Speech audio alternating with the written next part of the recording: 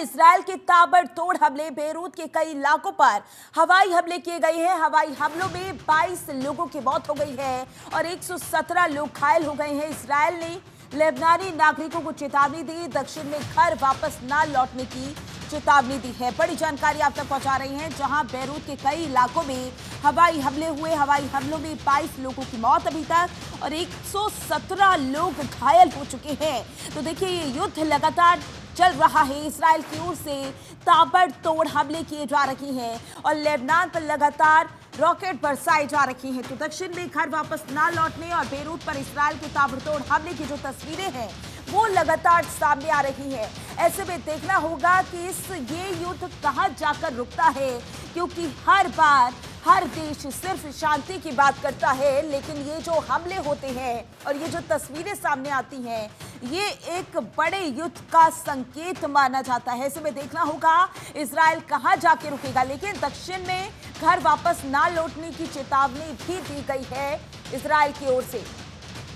तो एक बार फिर से बेरूत पर इजराइल ने ताबड़तोड़ हमले किए हैं। तस्वीरें आपकी टीवी स्क्रीन पर बेरूत के कई इलाकों पर हवाई हमले की जो तस्वीरें हैं वो सामने आई हैं। हवाई हमलों में 22 लोगों की मौत और 117 लोग घायल हो चुके हैं।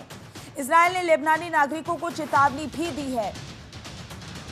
बड़ी जानकारी, बड़ी खबर, दक्षिण में घर वापस ना लौटने की चेतावनी दी गई है इजराइल की ओर से।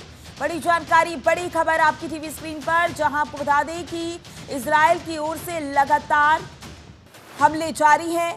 बेरूत के कई इलाकों में हवाई हमले इजराइल की ओर से किए गए हैं, जिसमें 22 लोगों की मौत हो चुकी है और 117 लोग घायल बताए जा रहे हैं। बड़ी जानकारी, बड़ी खबर लगातार आप तक पहुंचा रही है, जहां आपको बता दें कि अब क्या ये युद्ध रुख मोड़ करेगा, क्योंकि तमाम सवाल इस युद्ध को लेकर उठ रही हैं और ये तस्वीरें जो सामने आ रही हैं हमले की, वो एक तबाही का मंजर दिखा रही हैं।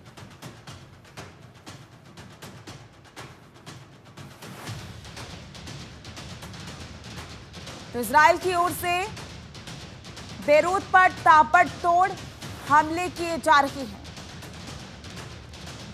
और इसी पर करेंगे चर्चा। मेहमान हमारे साथ जुड़ चुके हैं, आपका परिचय करवा देते हैं। पंकज श्रीवास्तव जी हमारे साथ जुड़ गए हैं, जो कि विदेश मामलों के जानकार हैं। बहुत स्वागत है सर आपका।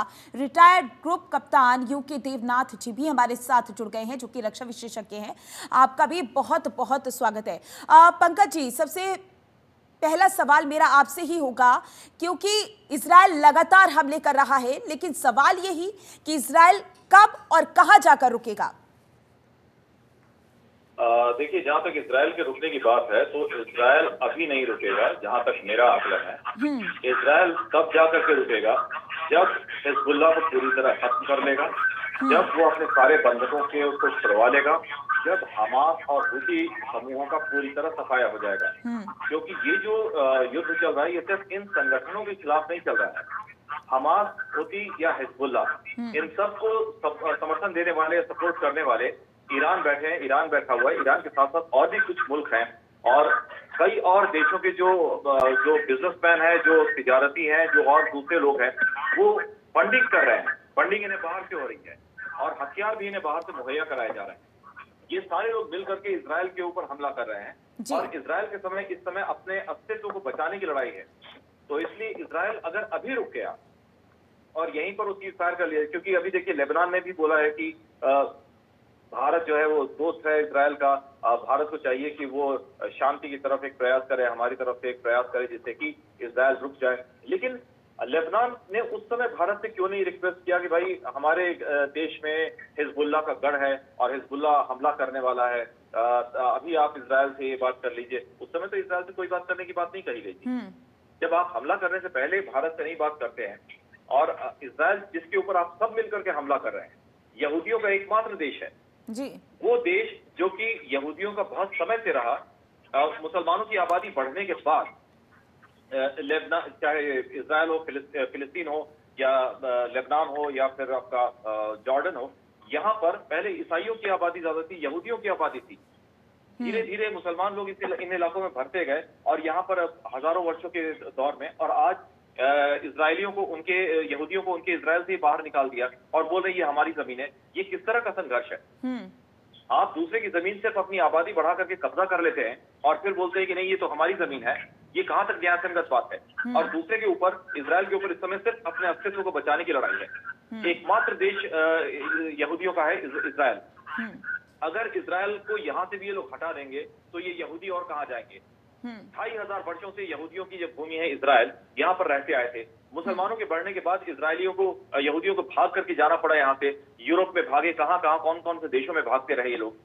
1948 में जब इनका देश बना है तब ये लोग चैन से अपने देश में रह करके तो सर क्या ये माना जा सकता है इजराइल जो ये ताबड़तोड़ हमले कर रहा है, भविष्य को देखकर कर रहा है कि भविष्य में इजराइल सुरक्षित रहे? देखिए, इजराइल जो हमले कर रहा है सुरक्षित रहने के लिए नहीं, बल्कि अपने अस्तित्व को बचाने के लिए कर रहा है जी। इजराइल के ऊपर ये सारे लोग जो हमला कर रहे हैं, चाहे हुती हो, हमास हो या फिर हिजबुल्ला हो, और हिजबुल्ला की बैकिंग आपको ये ईरान कर रहा है। ईरान नहीं चाहता है कि इजराइल तरक्की करे, इजराइल यहूदी वहां पर रहे। वो गजा और वेस्ट बैंक की लड़ाई को लेकर के ये सारे कुछ एक मुस्लिम देश जो है मिलकर के इजराइल का विरोध कर रहे हैं। ये कहां तक न्याय संगत है? ये इजराइल और फिलिस्तीन की बात है, जबकि इजराइल ने भी दो राष्ट्र की थ्योरी को मान लिया है, लेकिन जो विवादित इलाके हैं उन पर जो ये फिलिस्तीनियों का कब्जा है, यहाँ पर इजराइल अपना कब्जा चाहता है, तो क्या गलत कर रहा है? जो कि पूरा फिलिस्तीन भी पहले इजराइल का ही था। जी बिल्कुल सर, देखना होगा कि कब जाकर इजराइल रुकने वाला है, क्योंकि जिस तरीके से इजराइल की ओर से ताबड़तोड़ हमले किए जा रहे हैं, तबाही के मंजर की तस्वीरें भी लगातार सामने आ रही हैं। यूके देवनाथ जी भी हमारे साथ लगातार बने हुए रक्षा विशेषज्ञ हैं। सर बहुत स्वागत है आपका। सर मेरा पहला सवाल यही है, क्योंकि ईरान ने 200 बैलिस्टिक मिसाइल दागी थी, उसके बाद इजराइल की ओर से लगातार ये कहा जा रहा था कि हम हमले का जवाब जरूर देंगे। आईडीएफ ने भी कहा कि जगह और वक्त हम चुनेंगे, लेकिन इजराइल अभी तक धमकी ही दे रहा है, लेकिन कोई जवाबी कार्रवाई नहीं की गई है। क्या इसकी भी कोई वजह? माधुरी जी, फौजी भाषा में हम ये कहते हैं कि एक बार में सिर्फ एक दुश्मन से निपटो। देखिए, एक प्रिंसिपल है वॉर का, जिसे कहते हैं selection and maintenance of aim. तो नेतन्याहू ने जनरल रह चुके हैं इजराइल की आईडीएफ में। उन्होंने पहले सिलेक्ट किया एम नंबर 1 हमास का खात्मा गजा में, उसको उन्होंने प्राय अब हासिल कर लिया है 90%। अब उनका एम नंबर 2 उन्होंने शिफ्ट किया है कि हिजबुल्लाह का खात्मा लेबनान में। जाहिर बात है, हिजबुल्लाह जो है अभी तक इतने दिन के युद्ध के बाद नुकसान पहुंचा है, करीबन 30% नुकसान पहुंचा है हिजबुल्लाह के जो उनके जो आतंकवादी हैं या उनके जो रॉकेट्स मिसाइल्स फोर्सेस हैं।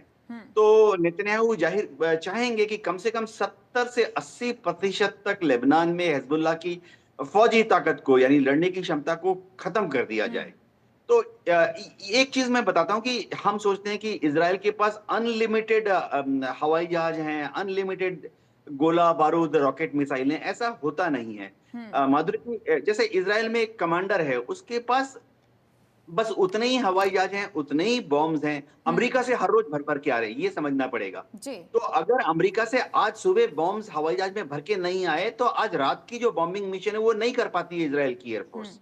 तो कमांडर के पास बस उतने ही बॉम्ब्स हैं। तो ऐसी हालत में उनका अगर वो ईरान की तरफ शिफ्ट कर जाते हैं, अपना ध्यान केंद्रित कर देते हैं, तो हिजबुल्लाह जो है वो फिर भी जिंदा रह जाएगा। तो इसीलिए फिलहाल नेतन्याहू जो हैं वो अमेरिका में जो बाइडेन से उन्होंने बात कर ली है। जो बाइडेन ने बोल दिया है कि ठीक है, आप ईरान के ऊपर हमला कर देना जब मर्जी, जैसे मर्जी, जिस जगह पर मर्जी। सर इसी बीच एक शब्द का बहुत ज्यादा प्रयोग हो रहा है, ऑक्टोपस वॉर। तो क्या ईरान की ये चाल है ऑक्टोपस वॉर, और क्या है ऑक्टोपस वॉर, वो जरा विस्तार से समझाइएगा।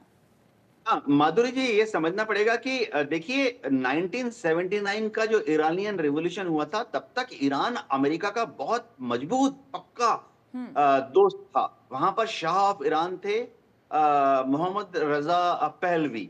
वो अमेरिका के साथ बहुत घुल मिल के रहते थे।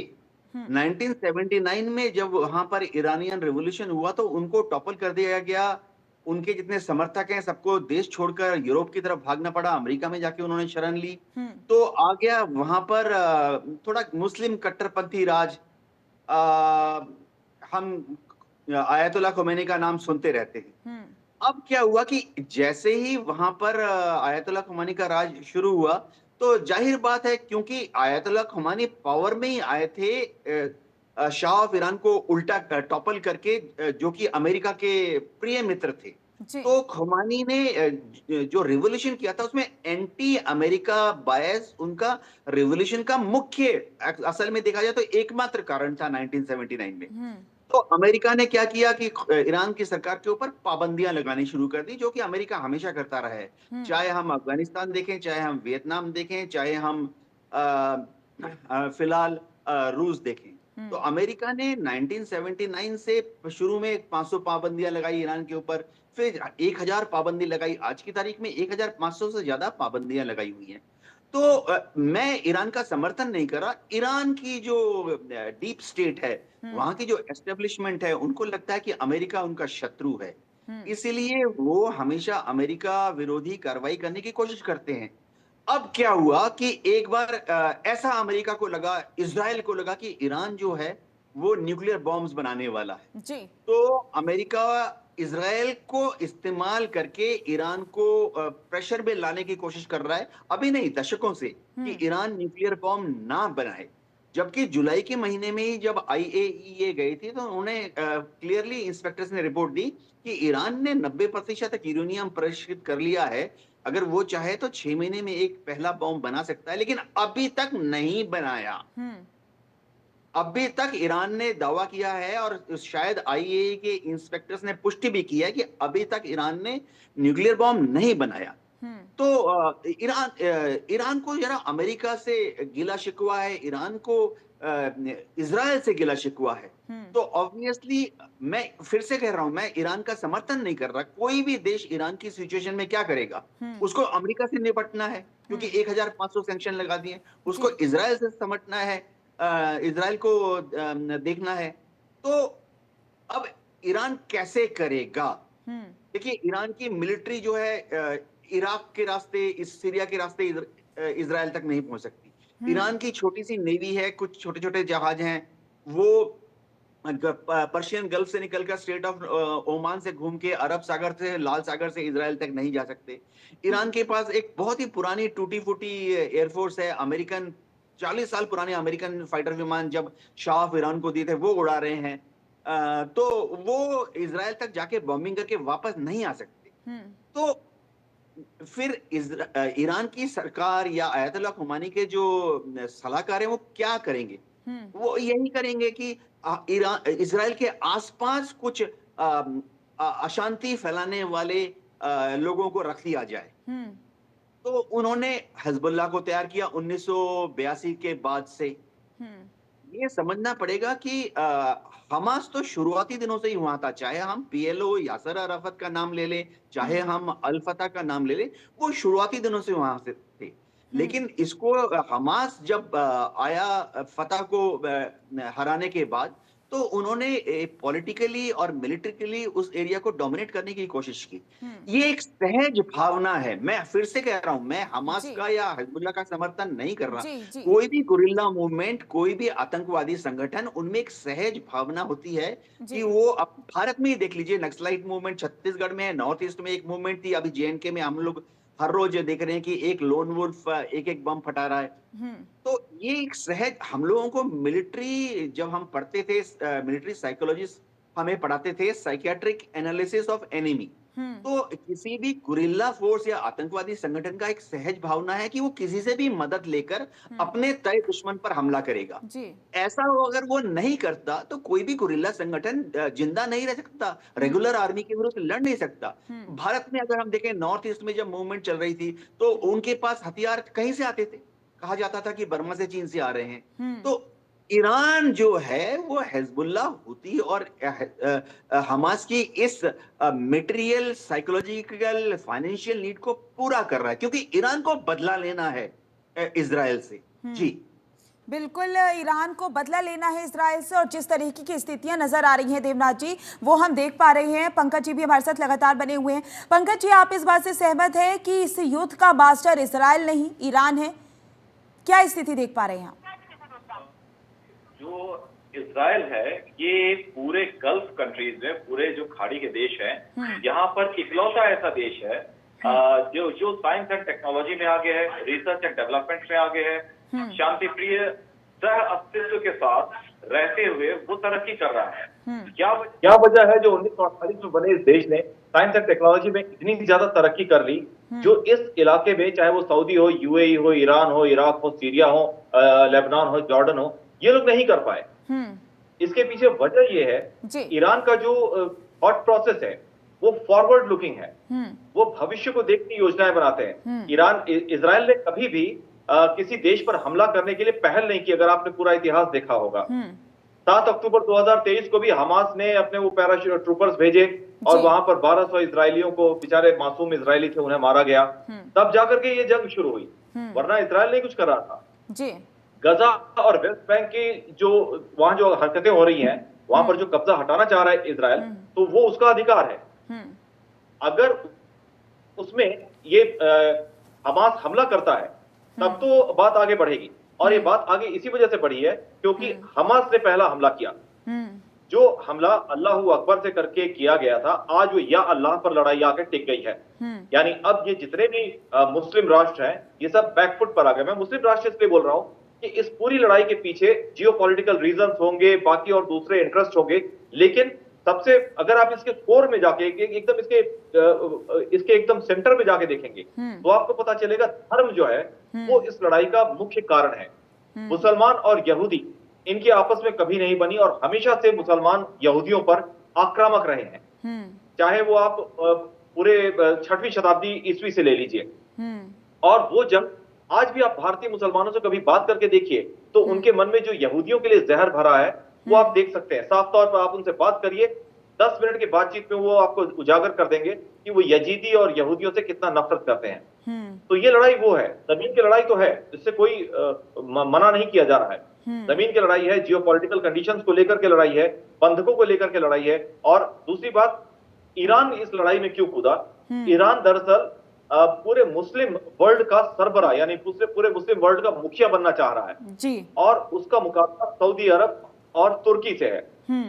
तुर्की और सऊदी अरब वो सुन्नी देश हैं, इकलौता शिया देश ईरान है।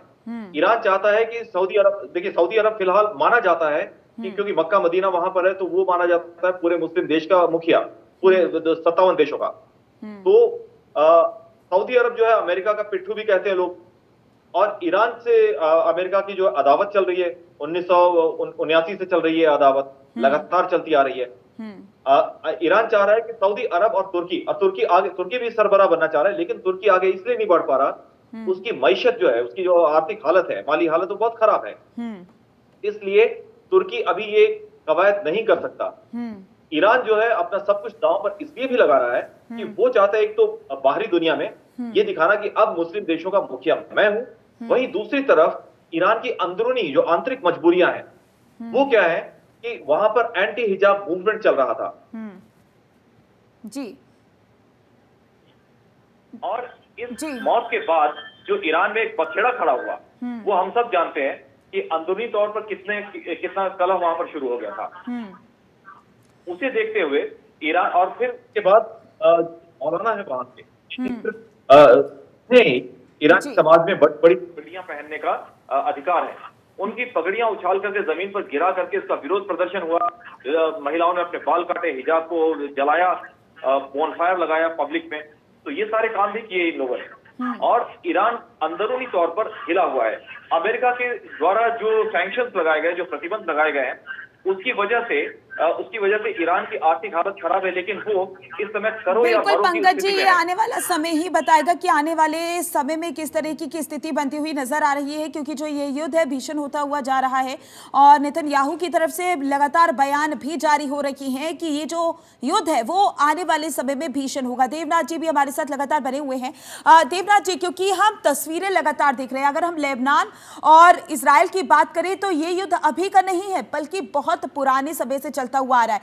अगर युद्ध रुक भी गया तो ये आगे चलकर फिर शुरू हो जाएगा, और ये सिलसिला क्या इसी तरीके से चलता रहेगा?